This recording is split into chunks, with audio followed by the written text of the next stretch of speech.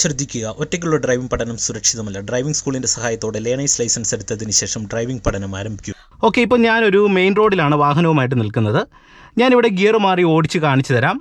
Hi friends, ഒരു വാഹനം 4th ഗിയറിൽ അല്ലെങ്കിൽ 5th ഗിയറിൽ പോകുന്ന അവസരങ്ങളിൽ ഒറ്റയടിക്ക് നമുക്ക് ഫസ്റ്റ് ഗിയറിലേക്ക് ഇടാമോ? ഒരുപാട് പേര് കമന്റ് ബോക്സിൽ ചോദിച്ച ഒരു ചോദ്യമാണ്. ഞാൻ ഇതുമായിട്ട് ബന്ധപ്പെട്ട വീഡിയോകൾ നേരത്തെ ചെയ്തിട്ടിട്ടുണ്ട്. എന്നാലും പല ആൾക്കാർക്കും ഈ ഒരു വിഷയത്തെക്കുറിച്ച് ഇപ്പോഴും ഒരുപാട് കൺഫ്യൂഷൻ ഉള്ളവരുണ്ട്. അപ്പോൾ അങ്ങനെയുള്ളവർക്ക് വേണ്ടിയാണ് ഞാൻ ഈ ഒരു വീഡിയോ ചെയ്യുന്നത്. വണ്ടി ഓടിച്ച് നിങ്ങളെ കാണിച്ചു തരാം. 5th ഗിയറിൽ നിന്ന് അല്ലെങ്കിൽ 4th ഗിയറിൽ നിന്ന് നേരിട്ട് നമുക്ക് ഫസ്റ്റ് ഗിയർ കൊടുക്കാൻ കഴിയുമോ? എന്തായാലും നിങ്ങൾ വീഡിയോ പൂർണ്ണമായിട്ടൊന്ന് കാണുക. വീഡിയോ ഇഷ്ടപ്പെട്ടാൽ മറക്കാതെ ചാനൽ സബ്സ്ക്രൈബ് ചെയ്യുക. നിങ്ങളുടെ സംശയങ്ങൾ മാറിയെങ്കിൽ അത് നിങ്ങൾ കൃത്യമായിട്ട് കമന്റ് ബോക്സിൽ ഒന്ന് കമന്റ് ആയിട്ട് രേഖപ്പെടുത്തുക. ഇനി കൂടുതൽ സംശയങ്ങൾ ഉണ്ടെങ്കിൽ വീണ്ടും ആ ഒരു ചോദ്യം കൂടെ നിങ്ങൾ കമന്റ് ബോക്സിൽ ഇടുക. തീർച്ചയായിട്ടും ആ ഒരു വിഷയത്തെക്കുറിച്ചുള്ള വീഡിയോകൾ വീണ്ടും ചെയ്തിടുന്നതാണ്. എന്തായാലും നമുക്ക് നേരെ വീഡിയോയിലേക്ക് പ്രവേശിക്കാം. ഓക്കെ, ഇപ്പോൾ ഞാനൊരു മെയിൻ റോഡിലാണ് വാഹനവുമായിട്ട് നിൽക്കുന്നത്. ഞാനിവിടെ ഗിയർ മാറി ഓടിച്ച് കാണിച്ചു തരാം. നിങ്ങളുടെ സംശയം പൂർണ്ണമായിട്ട് മാറാവുന്ന രീതിയിൽ കാര്യങ്ങൾ നിങ്ങൾക്ക് കൃത്യമായിട്ട് കാണിച്ച് പറഞ്ഞു തരാം. നിങ്ങൾ ശ്രദ്ധയോടെ കാണുക. ഞാനിത് വാഹനം സ്റ്റാർട്ട് ചെയ്യാൻ പോവുകയാണ്. എൻ്റെ കാലിത് ബ്രേക്ക് വരുന്നു. ക്ലച്ച് പൂർണ്ണമായിട്ടും ചവിട്ടി ഞാൻ വാഹനം സ്റ്റാർട്ട് ചെയ്യുകയാണ്.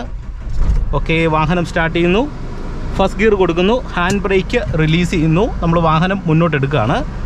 ഓക്കെ, ഇനി നിങ്ങൾ ശ്രദ്ധിച്ച് കാണുക. ഓക്കെ, ഞാൻ ഫസ്റ്റ് ഗിയർ കൊടുത്ത് വാഹനം എടുത്തു. ഇത് ഇപ്പോൾ ചെറിയ ഒരു ഇറക്കത്തോട് കൂടിയ റോഡാണ്.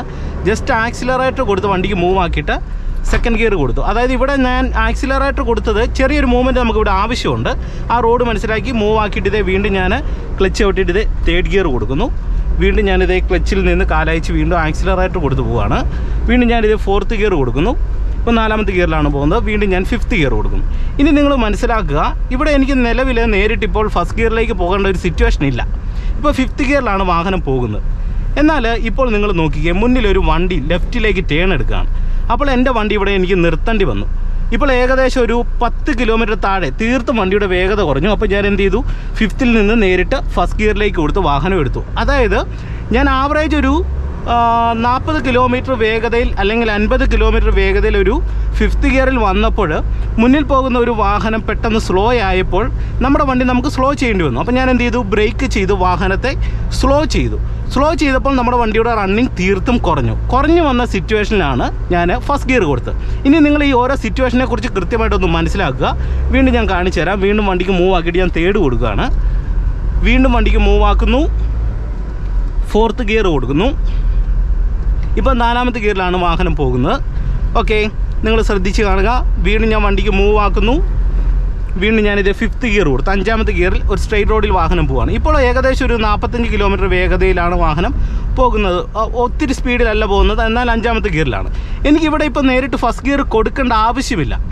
ആവശ്യം വരുന്ന സിറ്റുവേഷനിലാണ് നമ്മൾ ഫസ്റ്റ് ഗിയറിലേക്ക് ഇടുന്നത്. അപ്പോൾ അങ്ങനെ ഒരു പ്രോബ്ലം എപ്പോഴാണ് നമുക്ക് വരുന്നത്?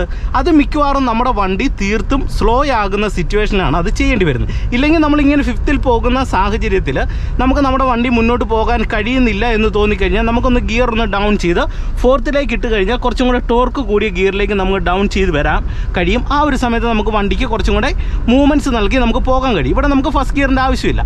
ഓക്കെ, വീണ്ടും ഞാൻ വണ്ടിക്ക് മൂവ് ആക്കുകയാണ്. കാരണം വണ്ടി എല്ലാം മാറി നല്ല റോഡ് സ്ട്രെയിറ്റ് ആയി. വീണ്ടും എനിക്ക് 4th നിന്ന് വീണ്ടും 5th ഇടാം. കണ്ടില്ലേ?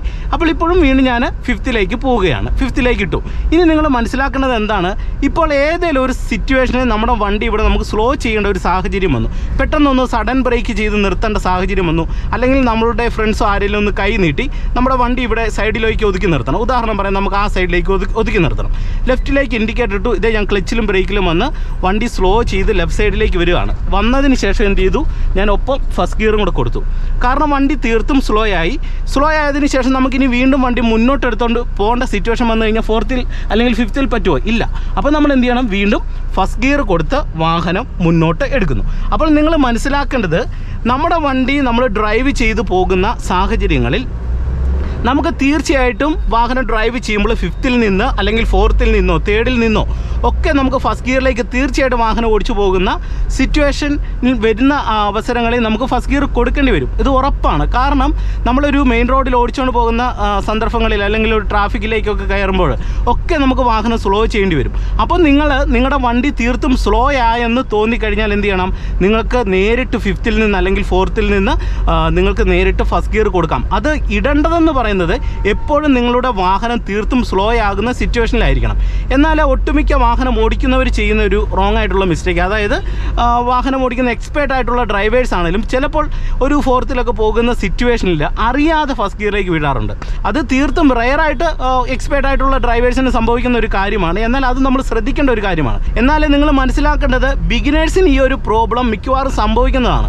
കാരണം ഒരു ഫോർത്തിലോ തേർഡിലോ ഒക്കെ പോകുന്ന സാഹചര്യങ്ങളിൽ ഒന്ന് ഗിയർ ഡൗൺ ചെയ്തിട്ട് പെട്ടെന്ന് സെക്കൻഡിലേക്കോ അല്ലെങ്കിലൊക്കെ ഇടണമെന്നുള്ള ചിന്ത വന്നിട്ട് ഗിയർ ഡൗൺ ചെയ്യുമ്പോൾ ഗിയർ മാറിയിട്ട് ചിലപ്പോൾ ഫസ്റ്റ് ഗിയറിലേക്ക് അറിയാതെ ഇടും. അങ്ങനെ ഇട്ട് കഴിഞ്ഞാൽ വലിയ അപകടം ഉണ്ടാകും. കാരണം നമ്മളൊരു ഫോർത്ത് ഗിയറിൽ ഒരു 40 കിലോമീറ്റർ വേഗതയിൽ വാഹനം പോകുന്നു.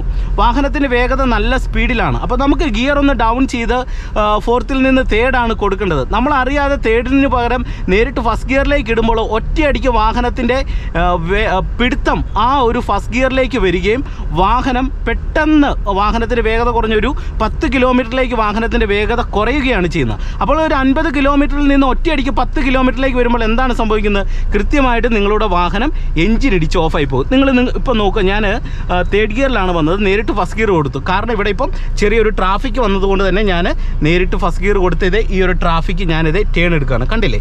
അപ്പോൾ ഇവിടെ നമുക്ക് വാഹനം സ്ലോ ചെയ്യേണ്ട സിറ്റുവേഷൻ വന്നു. ഓക്കെ, അപ്പം നിങ്ങൾ ചെയ്യേണ്ടത് ഇത്ര മാത്രം.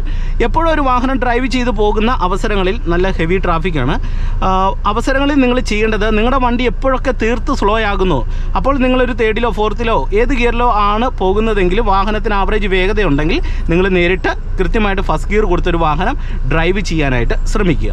അപ്പോൾ അതായിരുന്നു ഇന്നത്തെ വീഡിയോ. തീർച്ചയായിട്ടും നിങ്ങൾക്ക് ഗുണമായെന്ന് കരുതുന്നു. നിങ്ങൾക്ക് ഇതുമായിട്ട് ബന്ധപ്പെട്ട് കൂടുതൽ സംശയങ്ങളുണ്ടെങ്കിൽ നിങ്ങൾ കമൻറ്റ് ബോക്സിൽ ഒന്ന് രേഖപ്പെടുത്തുക. വീഡിയോ ഇഷ്ടപ്പെട്ടാൽ മറക്കാതെ ചാനൽ ഒന്ന് സബ്സ്ക്രൈബ് ചെയ്ത് വീഡിയോയ്ക്ക് ഒരു ലൈക്ക് തരിക. വീണ്ടും നമുക്ക് മറ്റൊരു വീഡിയോയുമായിട്ട് അടുത്തൊരു ദിവസം കാണാം. എല്ലാവർക്കും നല്ലൊരു ദിവസം ആശംസിച്ചുകൊണ്ട് ഇന്നത്തെ വീഡിയോ നിർത്തുന്നു. നന്ദി, നമസ്കാരം.